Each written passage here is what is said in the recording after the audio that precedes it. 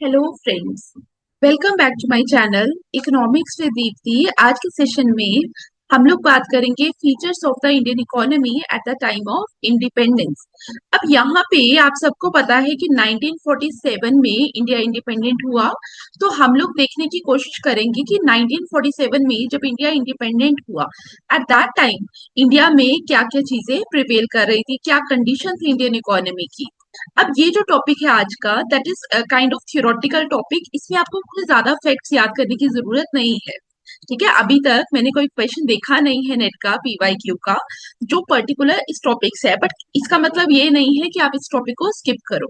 इस टॉपिक को हम इसलिए पढ़ते हैं बिकॉज जब 1947 के अंदर हम लोग देख रहे हैं कि इंडिया आजाद हुआ, तो ये प्रॉब्लम्स थी। ठीक है, मैं भी आपको बताऊंगी कि क्या क्या कंडीशंस थी इंडियन इकोनॉमी की।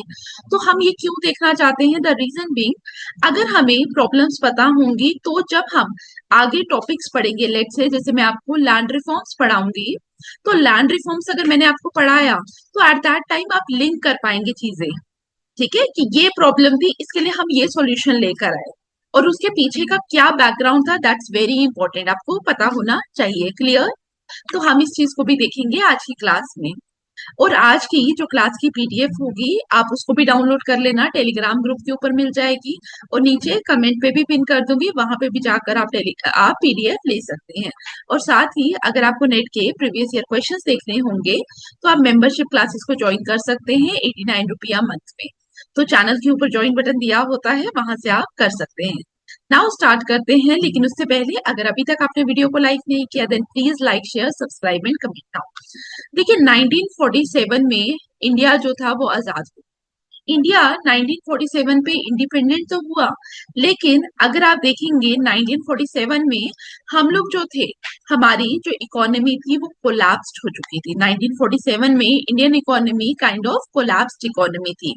हमारे पास इकोनॉमी में ना ही हमारा एग्रीकल्चर सेक्टर बेटर परफॉर्म कर रहा था, ना ही हमारी इंडस्ट्रीज बेटर परफॉर्म कर रही थी, ना ही हमारी सर्विसेज जो थी वो बेटर परफॉर्म कर रही थी।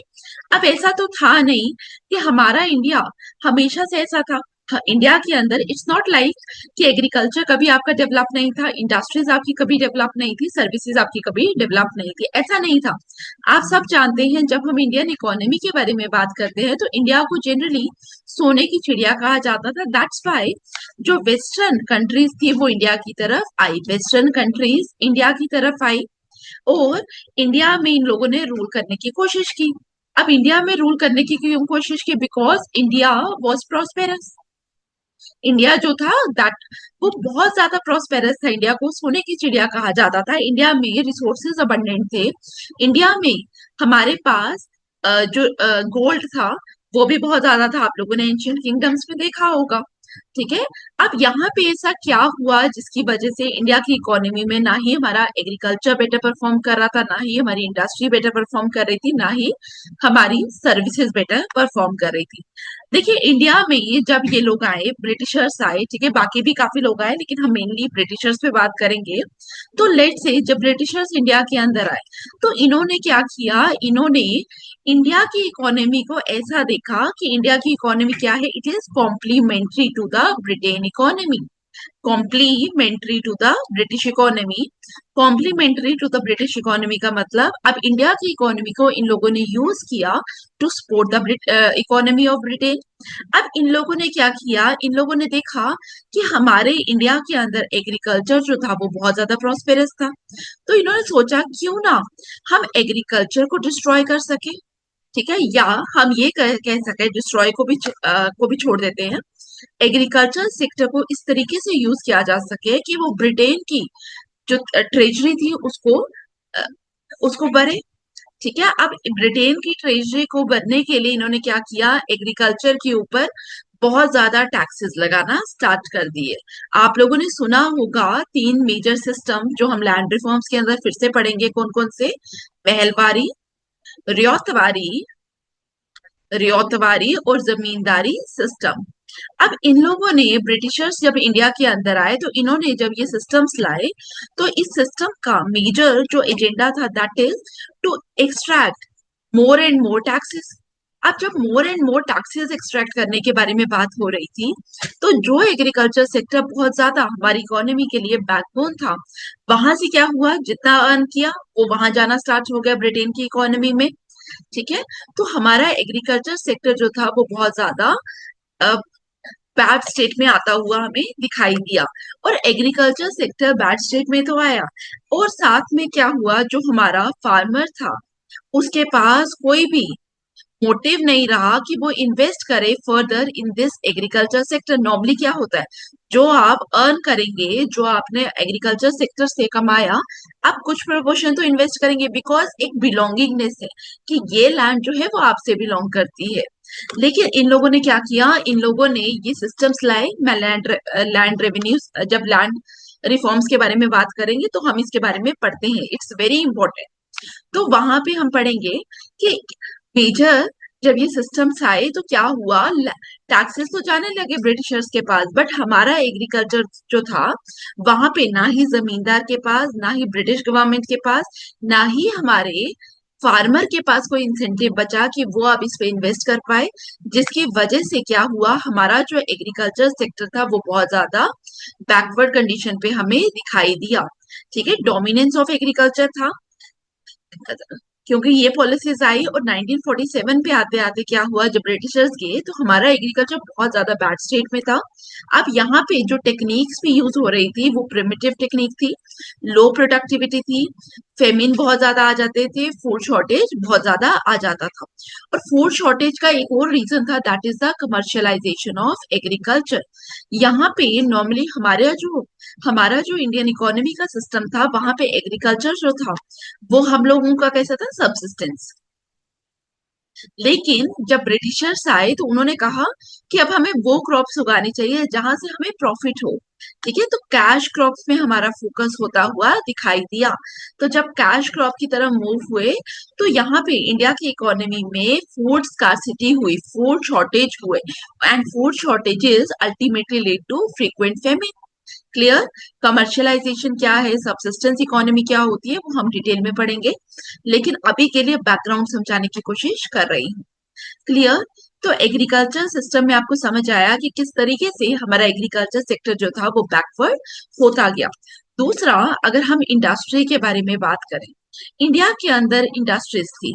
ठीक है, हम ये तो नहीं बोलेंगे कि मॉडर्न इंडस्ट्रीज थी, बट काफी सारी इंडस्ट्रीज थी, जिसमें से आप लोगों को नाम पता होगा हैंडीक्राफ्ट इंडस्ट्रीज का। ठीक है, हैंडीक्राफ्ट इंडस्ट्रीज। और हैंडीक्राफ्ट इंडस्ट्रीज जो थी वो किसकी पेट्रोनेज पे चलती थी, जो हमारा रॉयल किंगडम्स होते थे, जो हमारे किंग्स होते थे, उनकी पेट्रोनेज पे क्या होता था, हैंडीक्राफ्ट इंडस्ट्री चलती थी। और यहाँ पे क्या हुआ, जब ब्रिटिशर्स आए तो इन्होंने इन इंडस्ट्रीज को तबाह करना स्टार्ट किया, बिकॉज अब हमारे पास रॉयल्टी नहीं थी। अब हमारे जो अपने किंग्स थे उनके पास इतना पैसा नहीं था।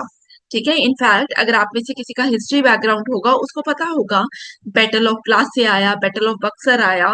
ठीक है, सब्सिडरी अलायंस आई, डॉक्ट्रिन ऑफ लैप्स आई। ये सारी पॉलिसीज के अंदर क्या हुआ, जो रॉयल किंगडम्स थे वो डिस्ट्रॉय होते हुए चले गए। और अब इनको पे कौन करेगा, जो हैंडीक्राफ्ट इंडस्ट्रीज चला रहे थे इनको कौन पे करेगा। ठीक है, अब ये लोग, इन लोगों को कोई पे करने वाला नहीं था, तो यहाँ पे क्या हुआ, ये लोग रुअन होते हुए हमें दिखाई दे। इनकी जो स्टेट थी वो भी खराब होती हुई दिखाई दी। और ये लोग जो हैंडीक्राफ्ट इंडस्ट्रीज पे काम कर रहे थे, अब ये लोगों ने भी क्या किया, इंडस्ट्रीज बंद करना स्टार्ट किए, बिकॉज इकोनॉमी के अंदर डिमांड नहीं थी। जब डिमांड नहीं होगी तो सप्लाई करने का तो कोई बेनिफिट नहीं है। तो इनकी स्टेट भी हमें खराब होती हुई दिखाई दी। और एज अ रिजल्ट हुआ क्या, इन लोगों को भी काम चाहिए था। ये लोग फिर से कहाँ गए, एग्रीकल्चर पे गए। एग्रीकल्चर पे गए, जो हमारा एग्रीकल्चर ऑलरेडी बैड स्टेट में था। एग्रीकल्चर में जब ये लोग गए तो उसकी वजह से हुआ क्या, हमारे एग्रीकल्चर के अंदर डिस्गाइज्ड अनएम्प्लॉयमेंट की कंडीशन दिखाई दी। डिस्गाइज्ड अनएम्प्लॉयमेंट की मतलब जितने लोग चाहिए नहीं थे उससे ज्यादा लोग एग्रीकल्चर के अंदर काम करते हुए हमें दिखाई दिए। ठीक है, तो आप लोग पढ़ भी सकते हैं, under developed industrial sector, industrial base was minimal, ना के बराबर थी। अब ये भी मैं आपको पढ़ा देती हूँ फिर आपको समझाऊंगी। मैंने आपको बताया कि हैंडीक्राफ्ट इंडस्ट्रीज तो जो थी वो खराब हो चुकी थी, साथ में हमारे यहाँ पे कॉटन टेक्सटाइल थी। अब कॉटन टेक्सटाइल के बारे में बात करें तो कॉटन टेक्सटाइल को भी ब्रिटिशर्स ने खराब किया। क्यों खराब किया? बिकॉज इंडस्ट्रियल रेवोल्यूशन आ चुका था ब्रिटेन के अंदर। इंडस्ट्रियल रेवोल्यूशन आया था ब्रिटेन के अंदर। अब जब इंडस्ट्रियल रेवोल्यूशन ब्रिटेन के अंदर आया तो मशीन मेड क्लॉथ जो था वो सस्ता बिकना स्टार्ट हुआ। अब मशीन मेड क्लॉथ जो था वो सस्ता बिकना स्टार्ट हुआ, उसकी वजह से क्या था? सबसे पहला, प्राइसेस में डिफरेंसेस थे। ठीक है, प्राइसेस में डिफरेंसेस थे। और दूसरा, कॉटन टेक्सटाइल जो इंडिया में बन रहा था उसके ऊपर हैवी ड्यूटीज लगाई गई। पहले ये कपड़ा कहाँ जाता था? ये ब्रिटेन की मार्केट के अंदर जाता था। अब इसको तबाह करने के लिए ब्रिटिशर्स ने क्या किया? हैवी ड्यूटीज लगाई, मतलब हैवी टैक्सेशन लगाया इस कॉटन टेक्सटाइल के ऊपर इंडिया के अंदर। दूसरा, ब्रिटिशर्स ने क्या किया इंडिया के अंदर? ब्रिटिशर्स ने इंडिया के अंदर ये जो कॉटन टेक्सटाइल था इसको कंपटीशन देने के लिए मार्केट ओपन कर दी, इंडियन मार्केट ओपन कर दी। किसके लिए? जो क्लॉथ कहाँ पे मैन्युफैक्चर हो रहा था? ब्रिटेन के अंदर मैन्युफैक्चर हो रहा था। तो आप लोग सोचिए, पहला, हमारा जो कपड़ा बन रहा है उसको अगर बाहर जाना है, ब्रिटिश ब्रिटिश ब्रिटेन में जाना है, तो उसके ऊपर बहुत ज्यादा कस्टम ड्यूटीज लगा दी गई। इंडिया में मैन्युफैक्चरिंग के लिए यहाँ पे एक्साइज ड्यूटीज लगाई गई। दूसरा, ब्रिटेन का क्लॉथ जब इंडिया के अंदर आ रहा है उसके ऊपर तो कोई भी टैक्स नहीं है, तो कौन सा कपड़ा लोग परचेज करेंगे? जो सस्ता होगा। ठीक है, हम लोग भी कौन सा लेते हैं? जो चीज सस्ती मिल रही है। अगर आपको कोई चीज सस्ती मिल रही है आप उसकी तरफ जाएंगे ना। तो यहाँ पे भी क्या होना स्टार्ट हुआ? जो ब्रिटेन से कपड़ा आना स्टार्ट हुआ वो सस्ते में बिकना स्टार्ट हुआ, और हमारा जो कॉटन टेक्सटाइल था वो भी खत्म होता हुआ हमें दिखाई दिया। ठीक है। और तीसरा, इन लोगों ने क्या किया? ब्रिटिशर्स ने इंडिया के अंदर क्या किया? यहाँ पे रेलवेज को डेवलप किया। रेलवेज को डेवलप किया। अब ऐसा नहीं है कि रेलवेज को इन्होंने हम लोगों के लिए डेवलप किया, इंडियंस के लिए इन्होंने रेलवेज को डेवलप नहीं किया। इन्होंने रेलवेज को डेवलप क्यों किया? बिकॉज अब जो बाहर से चीजें आ रही हैं, जो ब्रिटेन से इंडिया की इकोनॉमी में गुड्स आएंगे, ब्रिटेन से इंडिया की इकोनॉमी में आएंगे। अब यहाँ पे पोर्ट्स में तो आ गए। अब मेनलैंड में लेकर जाने के लिए हमें क्या चाहिए था? रेलवे चाहिए था। लाइक वाइज जो इंडिया में रॉ मटेरियल बन रहा था, ठीक है, इंडिया जो रॉ मटेरियल था इंडिया के अंदर उसको भी तो ब्रिटेन तक लेकर जाना है, तो कहाँ से जाएगा? उसके लिए इन लोगों ने क्या किया? रेलवेज लाया। ठीक है। अब आप लोगों ने ये भी देखा, जब इन्होंने रेलवेज लाया तो इंडिया में क्या हुआ? इंडिया बनता गया exporter of raw material. India exporter बना किसका? रॉ मटेरियल का। Exporter of raw material. और इंपोर्टर बन गया किसका? फिनिश्ड गुड्स का। Plus importer of finished goods. Finished goods. Clear? यहां तक सबको समझ आया? ठीक है। तो आप लोगों ने देखा अंडर डेवलप्ड इंडस्ट्रियल सेक्टर में industrial base was minimal, mostly focused on raw material export. Small scale and cottage industries had declined under British rule. Lack of capital goods industries and infrastructure. Because अगर India के अंदर हम पैसे के बारे में बात करें, एग्रीकल्चर खत्म हो चुका, इंडस्ट्रीज खत्म हो चुकी। हमारे यहाँ पे बेसिकली बहुत ज्यादा बेटर इन्वेस्टर्स नहीं थे, तो इन्वेस्टमेंट लैक कर रही थी। और अगर ब्रिटेन वाले यहाँ पे इन्वेस्ट कर भी रहे थे तो कहाँ पे कर रहे थे? रेलवेज पे कर रहे थे। बिकॉज इंडिया में वो कमर्शियलाइजेशन चाहते थे। वो चाहते थे इंडिया में प्रोडक्शन ना हो फिनिश गुड का, इंडिया क्या बन जाए? Exporter of raw material and importer of finish goods. Clear? और यहाँ पे जो कैपिटल इन्वेस्ट भी हो रही थी रेलवेज में, इट्स नॉट लाइक कि वो उनका पैसा था। यहाँ से वो लूट कर जा रहे थे, प्लंडर करके जा रहे थे और री इन्वेस्ट कर रहे थे वही पैसा इंडिया में, सो दैट जब वो री इन्वेस्ट करे तो प्रॉफिट जनरेट हो और प्रॉफिट को वो वापस से ब्रिटेन में लेकर जा सके। क्लियर? आपको समझ आ रहा है चीजें किस तरीके से लिंक कर रही है? फिर हमारे यहाँ पे इंफ्रास्ट्रक्चर नहीं था। जो रोड्स और रेलवेज बनी भी वो किसके लिए थी? रिसोर्स एक्सट्रैक्शन के लिए, नॉट फॉर डेवलपमेंट। ठीक है। हमारे यहाँ पे अगर इंडस्ट्रीज लगानी भी थी तो क्या चाहिए? पावर सप्लाई चाहिए, इरिगेशन चाहिए, ट्रांसपोर्ट चाहिए। तो यहाँ पे हमारा ये चीजें भी लैक कर रही थी। फिर कॉलोनियल एक्सप्लॉइटेशन था, ड्रेन ऑफ वेल्थ था, जो मैंने अभी आपको बताया कि यहाँ पे क्या हो रहा था? प्लंडर ऑफ वेल्थ हो रहा था। अब प्लंडर ऑफ वेल्थ तो हो रहा है, जब प्लंडर ऑफ वेल्थ हो रहा है इंडिया के अंदर, तो आप लोग मुझे बताइए ये पैसा कहाँ गया? ब्रिटेन में जा गया। और इसके लिए जो इकोनॉमिक टर्म है that is drain of wealth. और यहाँ पे ड्रेन ऑफ वेल्थ के लिए एक बुक का नाम याद रखना। बुक का नाम मे बी आपसे एग्जाम में पूछा जा सकता है। बुक का नाम क्या है? दादाबाई नरोजी की बहुत इंपॉर्टेंट बुक है। दादाबाई नरोजी की poverty and un British rule in India. Poverty and un British rule in India. And un British rule in India. तो इस बुक का नाम आपको पता होना चाहिए।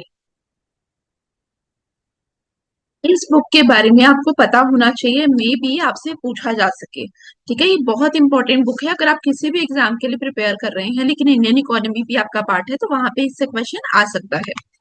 अब हम लोगों ने क्या देखा? हम लोगों ने देखा ड्रेन ऑफ वेल्थ। अब जब हमारा एग्रीकल्चर सेक्टर जो था वो भी प्रॉपर वर्क नहीं कर रहा है, बैकवर्ड स्टेट में है, इंडस्ट्री भी हमारी बैकवर्ड स्टेट में है, सर्विसेज हमारी डेवलप नहीं हुआ है, तो आप लोग मुझे बताइए कि इंडिया के अंदर जो कमाया साथ में उसका क्या हो गया?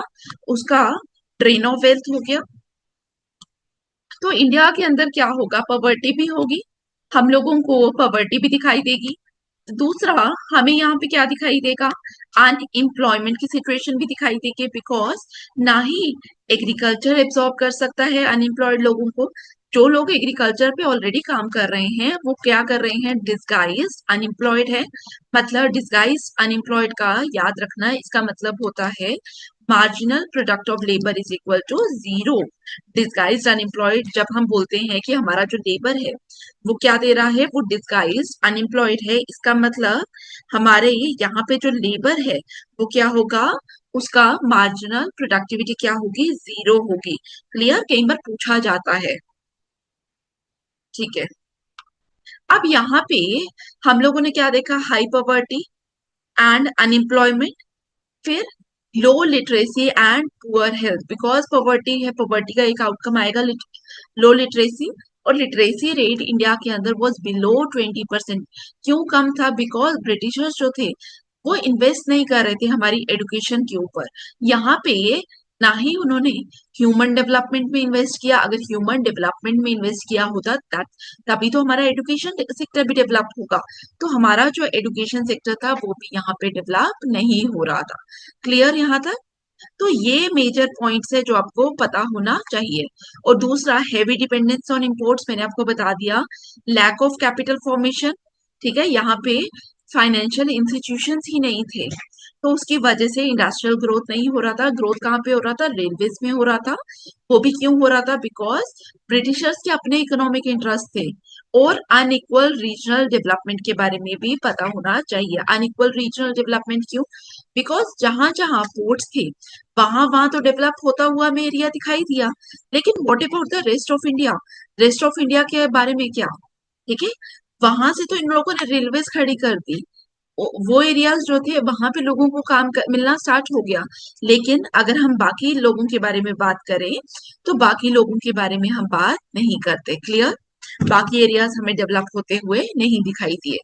तो यही था हमारा आज का क्लास लेक्चर। आई होप आपको चीजें समझ आई। फिर भी कोई डाउट होगा कमेंट बॉक्स में पूछ सकते हैं। Thank you for watching, see you in the next class.